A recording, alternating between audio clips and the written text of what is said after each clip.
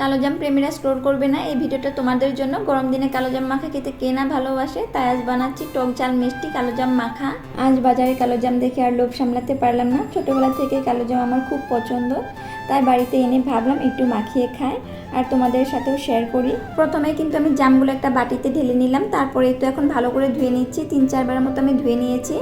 তারপর এই যে দেখতে পাচ্ছ তোমরা, কয়েকটা বাসন আছে। আমি সন্ধ্যার সময় ম্যাগি বানিয়েছিলাম, তো ও বাসন কয়েকটাই আছে আর ধোয়া হয়নি। তারপর আমি ম্যাগি খেয়ে তারপর বাজার গিয়েছিলাম। তারপর দিলাম এই তো সামান্য লবণ আর একটু শুকনো লঙ্কার গুঁড়ো। এবার সব কিছু ভালো করে মাখিয়ে নিচ্ছি। মাখানোর সাথে সাথে কালোজামের রঙটা কি সুন্দর এসছে দেখো। বাস তৈরি হয়ে গেল আমার পছন্দের লোভনীয় জাম মাখা। টক ঝাল আর মিষ্টি এমন কম্বিনেশন একবার খেতে শুরু করলে আর থামতে ইচ্ছে করবে না। সাধারণ একটা কালোজাম, একটু মাখামাখি আর অনেকটা শৈশবের স্বাদ। যাক, এবার আর কথা না বাড়িয়ে তাড়াতাড়ি খাওয়া শুরু করি। উফ, প্রথমবার মুখে দিতে টক ঝাল আর মিষ্টির স্বাদটা মুখে ছড়িয়ে পড়লো।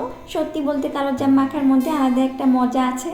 সাধারণ একটা ফল, কিন্তু একটু লবণ আর মরিচ মিশলে স্বাদটা অন্যরকম হয়ে যায়। যাই হোক, আমি তো খাওয়া শুরু করে দিয়েছি। তোমরা বলো, কালোজাম মেখে খেতে ভালোবাসো নাকি এমনি?